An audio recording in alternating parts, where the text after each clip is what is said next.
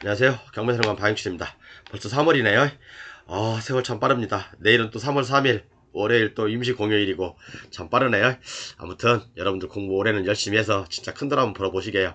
오늘 제목은 선순위 임차인의 강제경매 신청 그리고 우선 변제권 있는가 요거에 대해서 한번 고찰을 해볼게요. 옛날에 제가 이 강의는 사실은 702강, 703강에서 했던 건데 자료는 그 강의 안에 다 있어요. 근데 이제 오늘 자료를 구매하신 분께서 이 질문을 주셨어요. 이제 그분 조금 여담으로 어제 그제만 사셨어도 159만 원인데 오늘 188만 원 주고 사셨습니다. 그러니까 할인할 때 사시라니까 꼭 안 사시고 그래. 한 푼도 안 깎아드렸습니다. 죄송합니다. 선순위 임차인이 승소를 해서 그죠?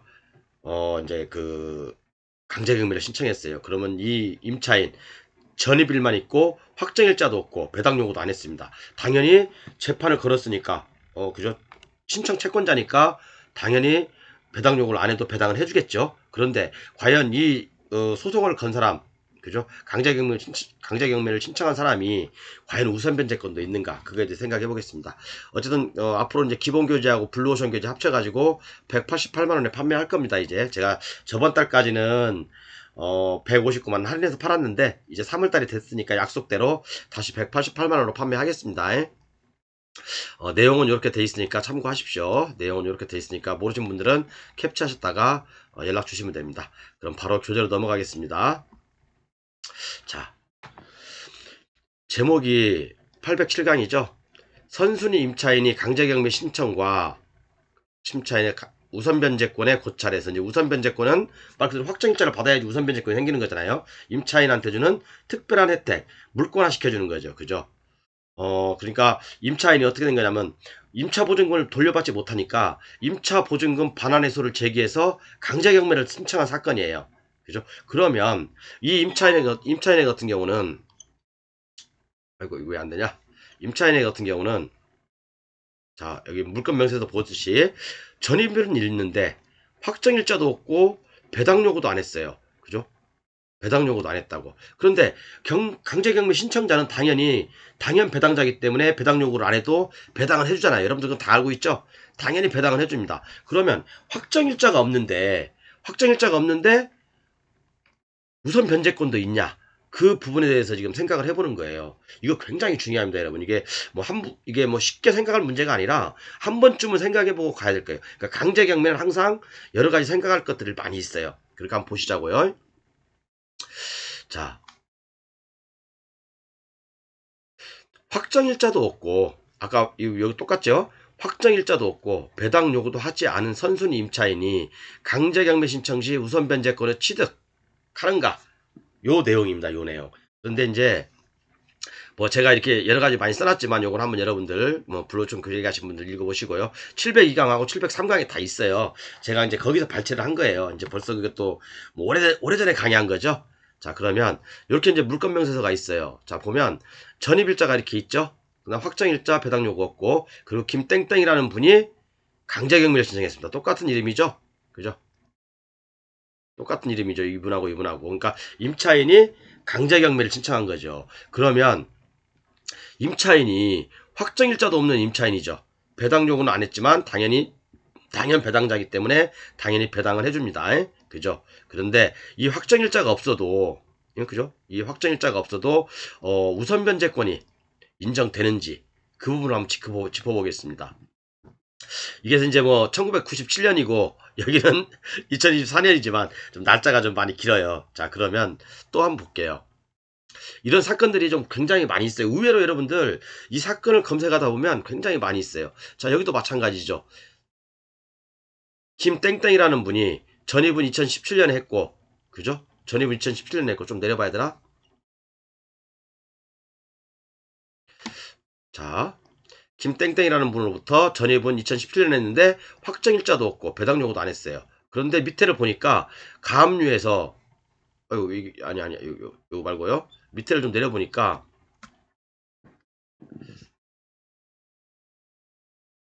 자 보면 여기에 뭐라고 되어 있습니까? 아까 그 임차인 김땡땡님이죠. 김땡땡님 강제경매 그죠? 2022년 강제경매 신청한 거죠. 보증금 청구 금액 2천 아니 2억 돌려달라 해서 이제 소를 제기해서 승소를 해서 강제경매를 든 거죠. 그죠? 그러면 이 임차인은 아까도 말씀드렸지만 확정일자가 없잖아요. 그죠? 확정일자가 없는데 확정일자가 없어도 우선변제권을 받을 수 있냐 이제 이런 문제거든요. 만약에 없다면 우선변제를 받을 수 없다면 대항력은 있는 거잖아요. 그죠? 대항력은 당연히 있는 거죠. 그죠?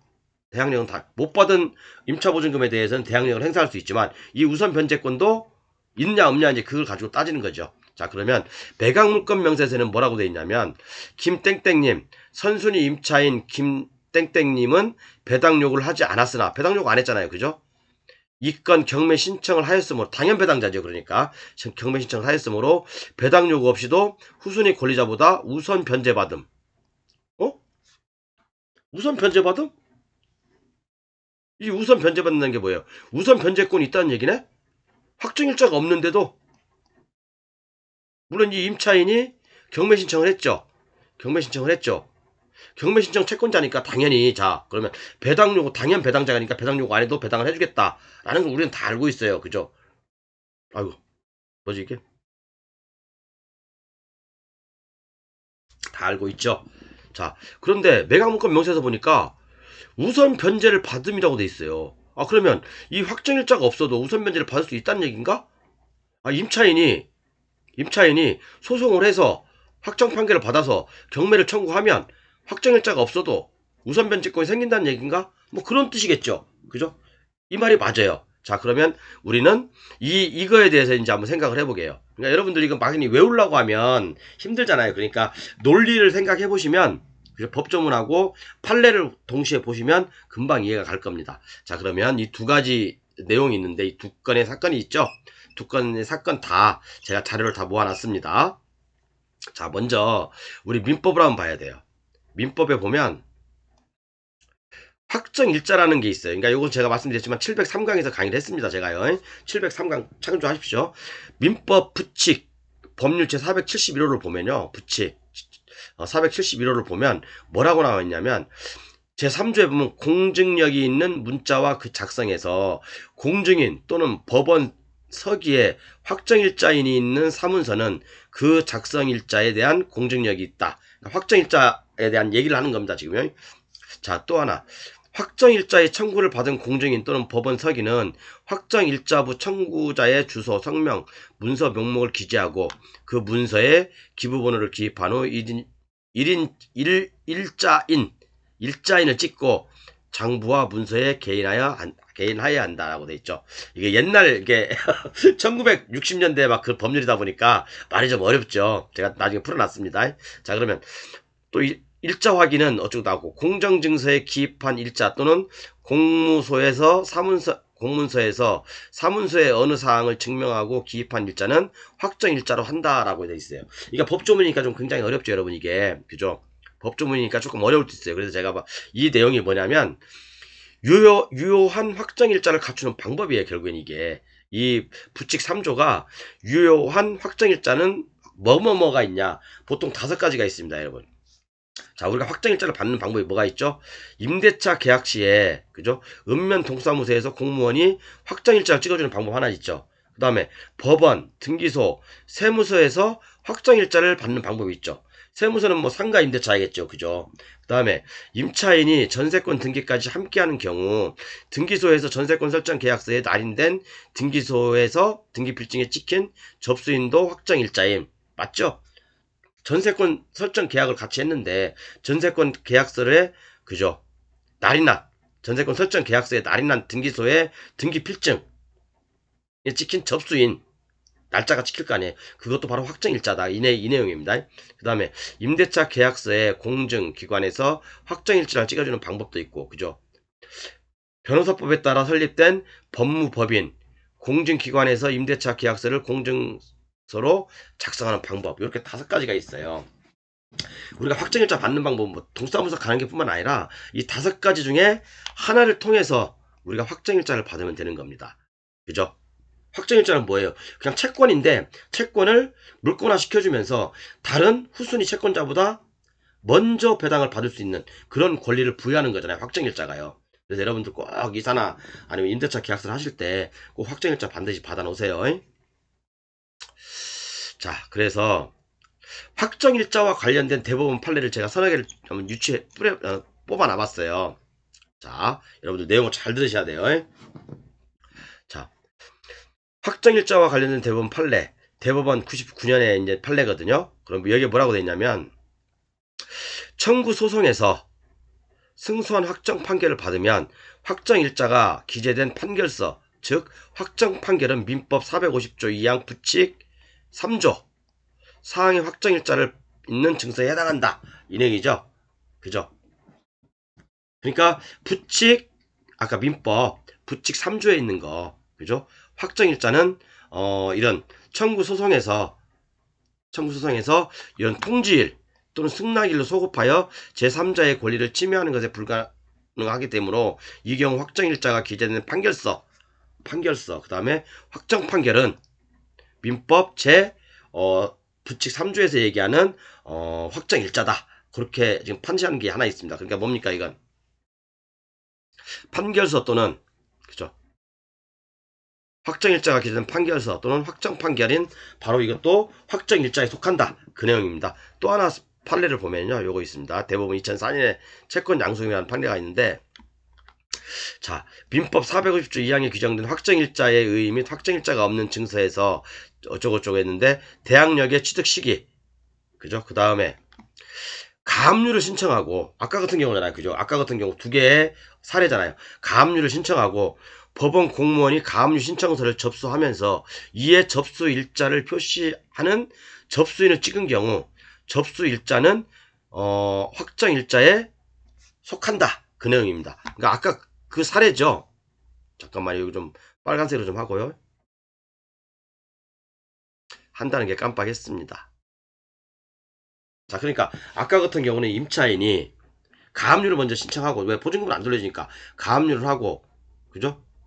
그 다음에 이제 재판을 걸은 거잖아요. 확정 판결을 받은 거잖아요. 그러면 그게 확정 판결을 받은 날이 확정 일자가 아니라 접수한 일자, 그 소를 접수한 날이 바로 확정 일자 날로 인정해 주는 겁니다.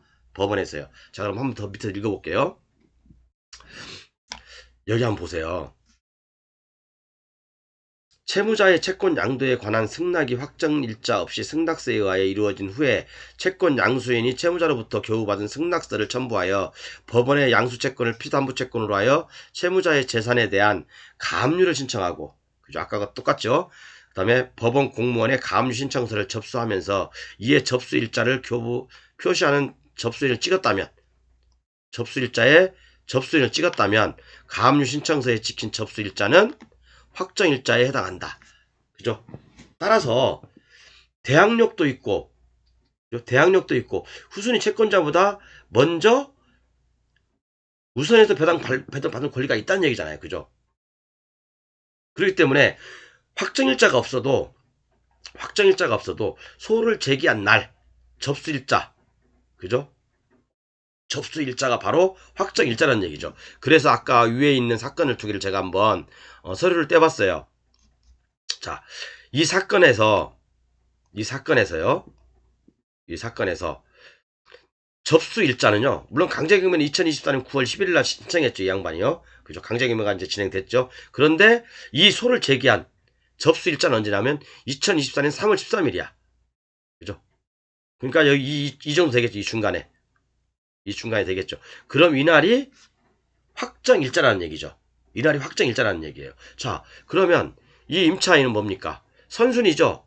선순위 임차인이긴 한데 배당은 어떻게 되겠어요? 여기 2027년보다는 늦고 2024년보다는 빠르니까 어차피 자기 거니까, 그죠? 배당을 하면 압류가 먼저 가져가겠죠. 무안군, 목포시, 지방세가 먼저 가져가고, 그 다음에 이 확정일자부 우선 변제권이 있겠죠. 이 우선 변제금에 대해서 먼저 받아가겠죠. 그죠? 이렇게 배당은 이렇게 되는 겁니다. 물론 이 양반이 최우선 변제는 먼저 받아가겠죠. 최우선 변제는 먼저 받아가고, 그 다음에 못 받은 돈에 대해서는 순서대로 가는 거니까, 확정일자가 바로 이날이니까 확정일자를 이날로 인정해 주는 겁니다. 이렇게요. 그죠? 2024년 3월 13일로 인정해 주는 거예요. 그렇기 때문에 순서대로 배당을 하는 거죠. 날짜 순서대로 그렇게 보시면 됩니다. 그래서 여러분, 혹시 이런 것들이 있으니까 임차인이 강제경매를 신청했다. 임차인이 김땡땡님이 강제경매를 신청했다. 그러면 확정일자가 없어도 확정일자 날이 언젠가를 파악하는 것은 요거 나의 사건 검색해서 확인해 보시면 됩니다. 이 접수 날짜가 바로 확정일자 날이다. 그러면 이것은 확정일자 날짜가 언제예요? 2024년 3월 13일이죠. 여기 나와 있죠. 2024년 3월 접수일자 2024년 3월 14일. 자, 그리고 다음 사건 볼게요. 자, 요것도 역시 마찬가지예요. 그러면 요것도 어차피 여기 보면 2017년이잖아요. 그죠? 2017년인데 당연히 이 사람도 확정일자 없고 배당 요구도 없어. 그런데 이 임차인이 경매 신청을 했어요. 강제경매 신청을 했다고요. 그러면 임차인이 강제경매를 신청했으면 뭘 생각을 하겠어요? 확정일자가 없으면. 확정일자가 있으면 계산하기 편한데 확정일자가 없잖아요. 그죠? 확정일자가 없으면 어차피 자기가 강제경매 신청하려면 소송을 제기해야 될 거 아니에요. 그죠? 소송의 접수 날짜가 접수일이 확정일자 날이다. 그렇게 보시면 됩니다. 그렇게 제가 이 사건을 보니까 이렇게 접수일은 2022년 2월 25일이야. 그러면 2022년 2월 25일이면 여기 이 세무서하고 여기하고 이 사이잖아요. 그죠? 이 가압류하고 사이예요. 여기가 바로 확정일자 기일인 거예요. 확정일자 날인 거예요. 자, 그러면 이 사람은 22년 1월 25일 날이 확정일자 날이다. 그죠? 그러면 배당은 어떻게 되겠습니까? 이 사람이 만약에 뭐 2억이니까 뭐 최우선 변제는 뭐 포함이 안 될 거라고 본다면, 그죠? 일단 이 사람은 우선 변제권을 받아야 되겠죠. 우선 변제를 받아야 되겠죠. 순서대로. 그죠? 물론 못 받은 돈 이 사람이 제일 선순위니까 인수를 해야겠죠, 낙찰자가. 자, 그러면 여기서 배당이라도 조금 더 받아간다면 우리가 그만큼 더 싸게 낙찰을 받을 수 있겠죠. 가장 먼저 배당받는 게 누구예요? 근저당권자 8천만원 배당 받아가고, 그죠? 그 다음에 인천광역시 이천부평구 받아가고, 그 다음에 근저당이 또 받아가겠죠. 그 다음에 압류 두 건 있으니까 압류 받아가고, 여기 이제 이 임차인 확정일자부 임차인이 배당을 받겠죠. 그죠? 만약에 한 푼도 못 받는다 그러면 낙찰자가 이 2억을 그대로 떠안는 거죠, 여러분. 그죠? 그래서 이게 우리가 이제 뭐 이걸 조금 이렇게 어렵게 생각하면 어려운데 아무것도 아니에요. 그러니까 요것을 판단할 때는 법률이 몇 가지가 안 돼요. 민법 부칙만 보면 되는 거고, 민법 부칙 아까 보여드렸지만 민법 부칙에 요거 부칙 3조에 나와 있습니다. 제 3조에 공정유인 문서와 그 작성. 그러니까 여러분들 이거 읽으면 어려우니까 제가 유효한 확정일자를 갖추는 방법에서 이렇게 네 가지로 정리를 해놨습니다. 요걸 이렇게. 그죠? 그 다음에 확정일자와 관련된 대부분 판례는 뭐냐면 확정 판결을 받으면, 그죠? 확정 판결을 받은 어떤 이런 것들, 그 다음에 이런 것들이 바로 확정일자 증서에 해당한다. 요 내용입니다. 근데 확정일자 기준은 언제가 기준이냐? 접수 날짜다. 소송의 접수 날짜가 바로 접수일자가 확정일자의 기준이다. 그렇게 보시면 됩니다. 그리고 요거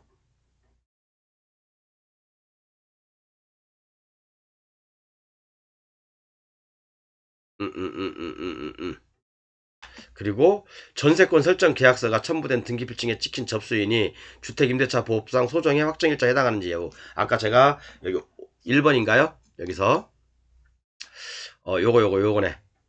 요거.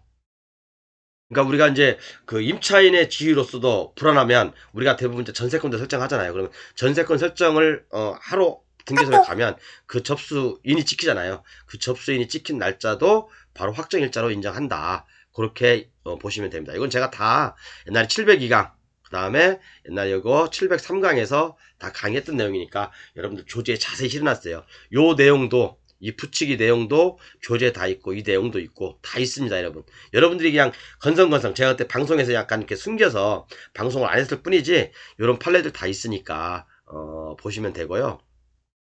그 다음에 이제 우리가 경매 신청 채권자 있잖아요. 임차인으로서 경매 신청 신청자는 당연 배당자입니다, 여러분. 당연 배당자이기 때문에 배당 요구 안 해도 당연히 배당을 해주게 돼 있어요. 그건 다 아시죠? 그래서 요거 이제 20분도 안 됐네. 빨리 끝났네.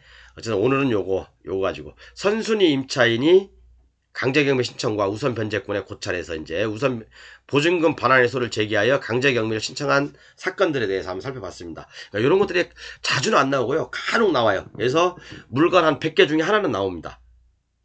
한번 아파트, 여러분 전국에 있는 아파트, 그다음에 선순위 임차인 클릭해서 검색 한번 해보십시오. 이런 물건들이 한 100개당 하나는 나와요. 그러니까 잘하면 돈이 되고 잘하면 돈이 될 수 있죠. 그죠? 또 이게 잘못 해석하게 되면 돈을 또 왕창 물어줘야 되는 또 사건이 발생될 수 있고, 그러니까 요것들은 정확히 구분하고 넘어가자. 그 말씀을 드리고자. 또 이게 이제 상담이 좀 오다 보니까 이걸 또 방송을 안 할 수가 없겠더라고요. 그러니까 물론 제가 702강, 703강에서는 다 공개를 안 했기 때문에 오늘 판례까지 제가 다 공개를 했습니다. 네, 감사합니다. 아무튼 조제 구매는 여러분 이렇게 다시 이제 3월달부터 188만원 하고 있습니다. 그죠? 그래서 내용은 이렇게 돼 있으니까 반드시 구매하셔가지고 여러분 공부하십시오. 그러니까 2월달에는 제가 좀 가격을 할인하다 보니까 많은 분들이 구매하셨어요. 감사합니다. 어쨌든 그분들은 제 휴대폰에 제가 할인해서 판매를 했지만 188만원이라고 제가 표기를 해놨습니다. 차별을 안 두기 위해서. 어쨌든 이렇게 보시면 되고요. 요거 반드시 여러분들 공법과 민법이 총망라되어 있는 것이니까 요것만 아셔도 여러분 정말 학원 강사 뺨칩니다. 그죠? 그렇게 저는 생각합니다. 아무튼 감사합니다.